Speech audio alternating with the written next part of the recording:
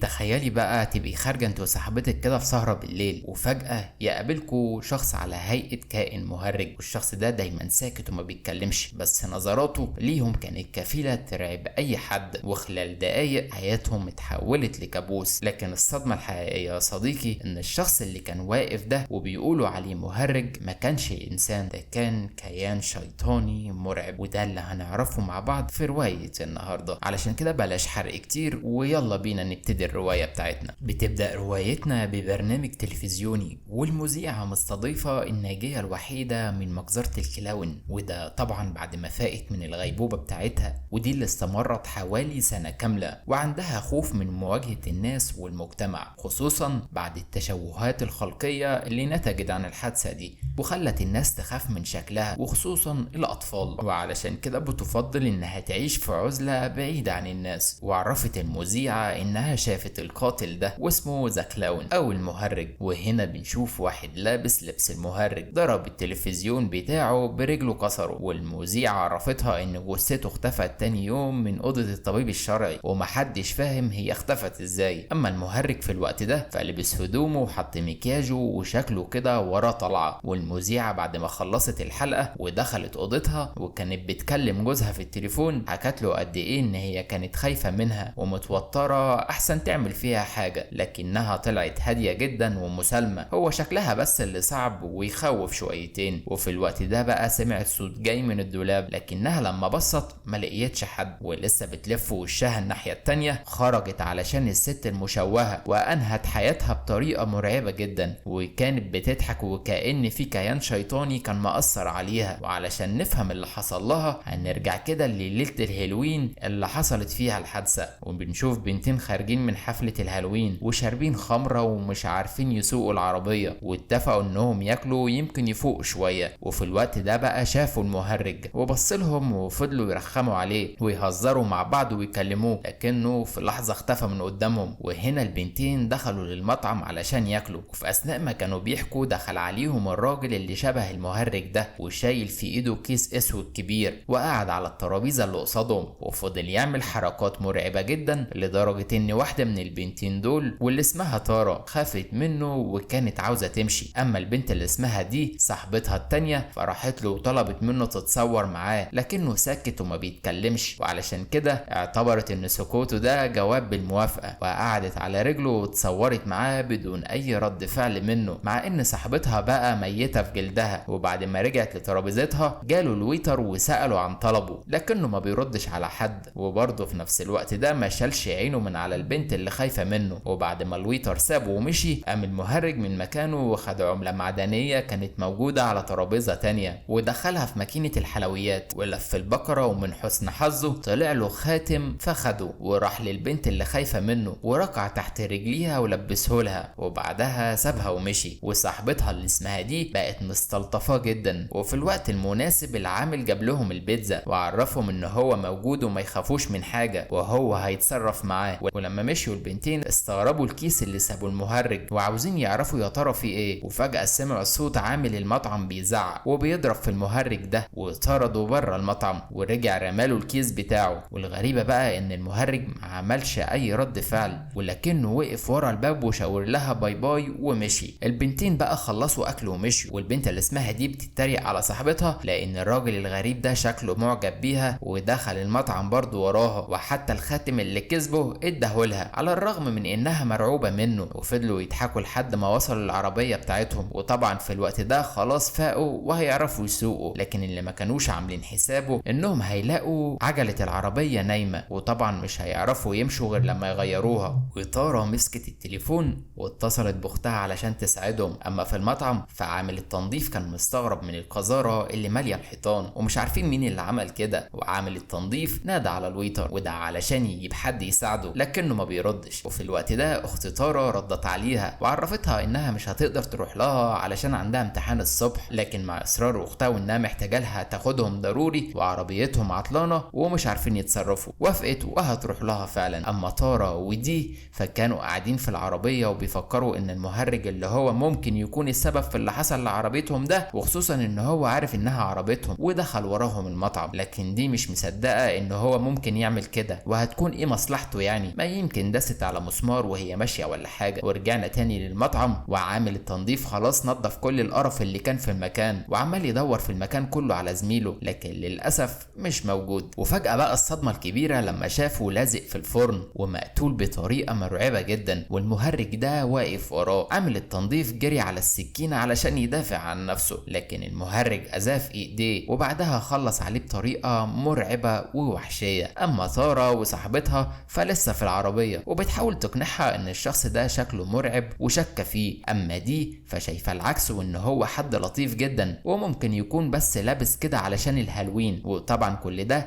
علشان مش شايفة اللي حاصل في المطعم. وتارا عرفتها انها بتخاف منه، وخصوصا نظرات عينيه الغريبة والكيس الكبير اللي معاه ده ومحدش فاهم في ايه ولا بيستخدمه في ايه. وهنا دي خافت جدا وطلبت منها تسكت وتبطل تجيب سيرته، كده كده هو خلاص مشي ومش هيشوفوه تاني. وهنا بقى تارا عاوزة تستخدم الحمام ومش قادرة تصبر، واختها شكلها كده هتتأخر شوية ومحتارة ترجع المطعم وتقابل المهرج ده تاني ولا تروح فين. يفضل كده فنانة تعمليها على اي جنب. وفجأة شافوا عامل واقف قدام بيت، والحقيقة ان شكله مخيف اكتر من المهرج نفسه، لكنها ما قدامهاش حل تاني. راحت له وطلبت منه تدخل الحمام. في الاول رفض لانه مش في بيته، لكن مع اصرارها بيوافق. ولما دخلت خدت بالها ان المكان مهجور والحمامات كانت سيئة جدا، لكنها مضطرة بقى. اما صاحبتها في العربية فكانت مشغلة الراديو وبتتصور بالموبايل، وفجأة سمعت خبر في الراديو عن مقتل 2 عمال في مطعم البيتزا، وان المتهم راجل طويل لابس لبس ابيض في اسود شبه المهرج وماسك كيس زبالة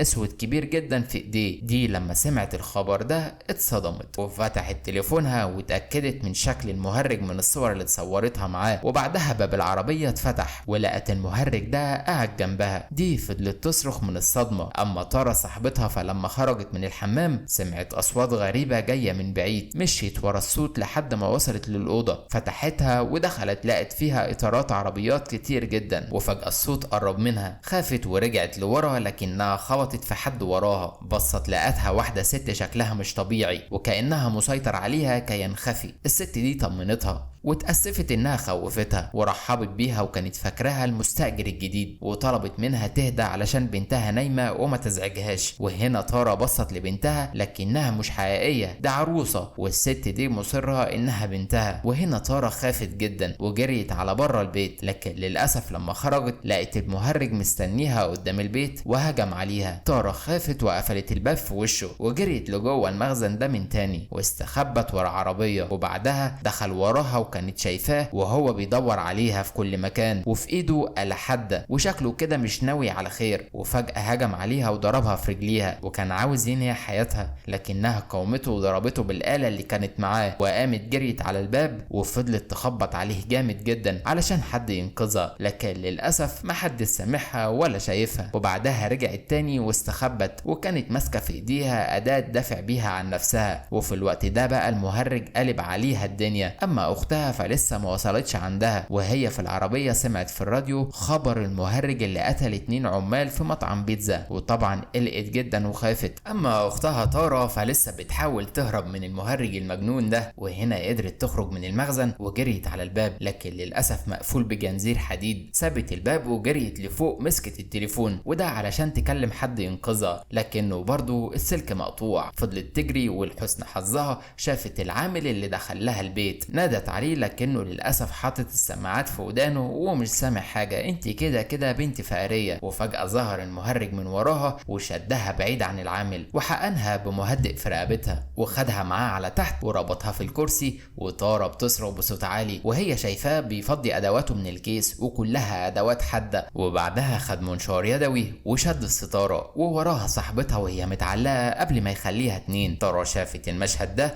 وبسرعة قدرت تفك نفسها وضربته وجريت على المخزن، وطبعا المهرج وراها. وتارا فضلت مستخبية لحد ما جات لها الفرصة المناسبة وهجمت عليه وضربته ضرب مبرح، لكن للأسف المهرج كان معاه مسدس واستخدمه معاها وضربها في رجليها. أما الست اللي كانت في البيت فبتحاول تهدي عروستها اللي هي شايفاها بنتها وبتطمنها علشان ما تخافش من صوت الرصاص. أما المهرج فخلاص قضى على طارة وسابها ومشي. وفي الوقت ده بقى أخت طارة وصلت وخبطت على باب البيت اللي أختها موجودة فيها، لكن للأسف محدش بيفتح. وهنا بعتت لها رسالة على الموبايل والمهرج شافها ورد عليها بأنها تنزل تحت. وفي نفس اللحظة راح لطارة من تاني وضربها بالرصاص. وهنا جت الست اللي في البيت وشافته والمهرج شاور لها، قامت جريت بسرعة وراحت على العامل اللي شغال عندهم وعرفته ان في مهرج في الدور اللي تحت وخلص على كل اللي موجودين واكيد الدور عليهم هما الاتنين، وترجته يبلغ البوليس وينقذها. وطبعا هي مش خايفة على نفسها وكانت خايفة على بنتها جدا، انما العامل ما صدقهاش وافتكرها مجنونة وزقها بعيد ونزل على السلم علشان يتأكد ان مفيش حاجة في البيت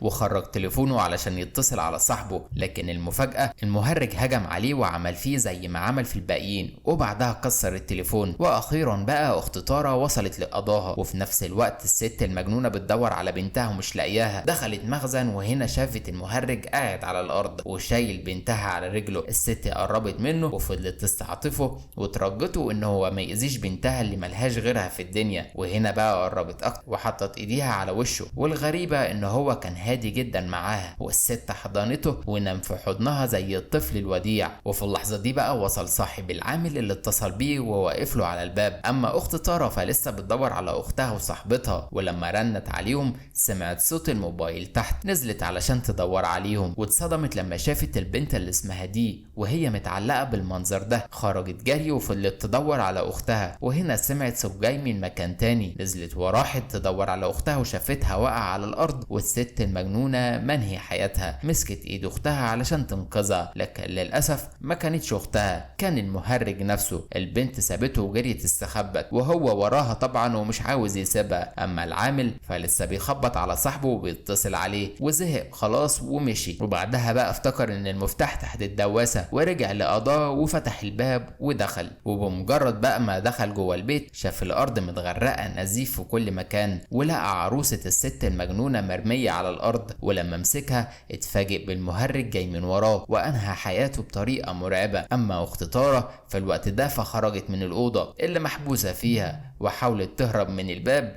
لكنه للأسف مقفول ومش عاوز يتفتح. وفضلت مستخبية وكانت شايفة المهرج ده وهو بيلعب بالعجلة وكأنه بيتعامل مع أرواح الناس وكأنها لعبة، والموضوع بالنسبة له مضحك جدا. البنت اتسحبت وفضلت تدور على أي طريقة للخروج، وهنا بقى المهرج شافها وجالها من وراها ولبسها كيس بلاستيك وده علشان يكتم نفسها ويموتها. فضلت البنت تقاومه لحد ما قدرت تقطع الكيس وتشيله من على وشها، ومسكت مسمار من على الارض وغرزته في رجل المهرج اللعين ده وهربت منه. وفضلت تدور على اي طريق للخروج من المكان ده، ولما طلعت للسلم لقت باب في السقف وحاولت تكسره لكن للاسف مش بيفتح. والمفاجأة هنا يا عزيزي ان العامل لسه عايش وحاول يفتح لها الباب لكنها سابوه وراحت تدور على مكان غيره تخرج منه. وهنا بقى اتفاجئت باختها متكتفة على كرسي ومتحوطة بشريط نور، وفضلت قاعدة قدامها وفجأة جه المهرج من وراها وفضل يضربها ضرب مبرح جدا وما كانتش عارفة تهرب منه. ومن حسن حظها في الوقت ده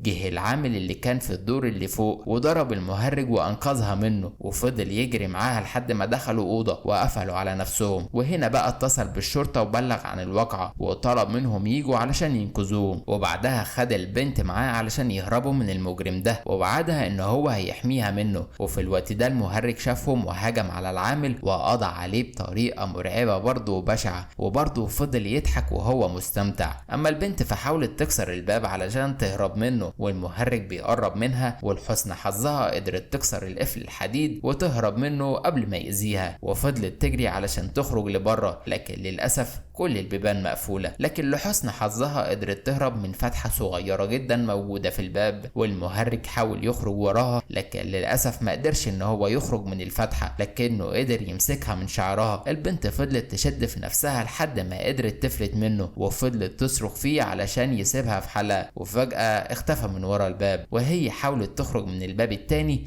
لكن للأسف الباب مقفول. والصدمة بقى ان هو كسر عليها الباب بالعربية ودخل لها والبنت اتخبطت في العربية وقعت على الارض. اما المهرج فعادته بيرقص وبيغني مع الاغنية اللي شغالة، ونزل من العربية وقعد فوق البنت وبدأ ينهش في وشها. واخيرا يا عزيزي بقى الشرطة وصلت وثبتوه علشان يقبضوا عليه، لكنه خرج مسدس من رجله وانهى حياته بنفسه. اما البنت فكانت لسه عايشة، وجات الإسعاف ونقلوهم كلهم للمستشفى. وطبعا جثة المهرج كانت عليها حراسة مشددة لحد ما وصلت غرفة الطبيب الشرعي، والظابط عرفه إن هو عمل شبه مذبحة. ولما جم يقبضوا عليه ضرب نفسه بالرصاص وأنهى حياته وسابوه ومشيوا. الدكتور فتح كيس الجثة الأولى، ودي كانت للعامل طبعا، وطبعا ملهاش اي ملامح، وعلشان كده سابها وراح لجثة المهرج. وبمجرد ما فتح الكيس النور فضل يولع ويطفي، وبعد ما استقرت الاضاءة المهرج خرج ايديه وخنق الدكتور وقضى عليه. اما اخت طارة فتحسنت شوية وخلاص هتخرج من المستشفى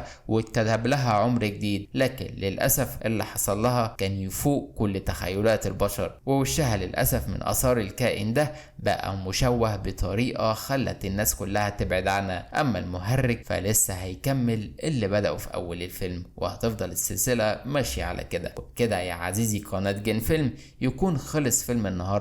ما تنساش بقى تقولي ايه رأيك في الكومنتات في الفيلم، وما تنساش تصلي على النبي في كومنت، وبرضه ما تنساش يا شيخ ان انت تعمل لايك وكومنت للفيديو تقول لنا ايه رأيك في الفيلم. عزيزي قناة جن فيلم، من رأيي ومن وجهة نظري ان الفيلم جميل جدا، فيه احداث رعب بس رعب نفسي شوية، احداثه جميلة ومرعبة بطريقة كويسة جدا. حتى تقييمي للفيلم ده ممكن يوصل مثلا 7/10 وليس 10/10، لان في افلام اقوى وجامدة جدا الفترة الجاية. علشان كده ما تنساش ان انت تعمل لايك وتشترك في القناة وتفعل الجرس علشان يجيلك كل جديد. اشوف وشكم بخير في فيديو جديد. سلام.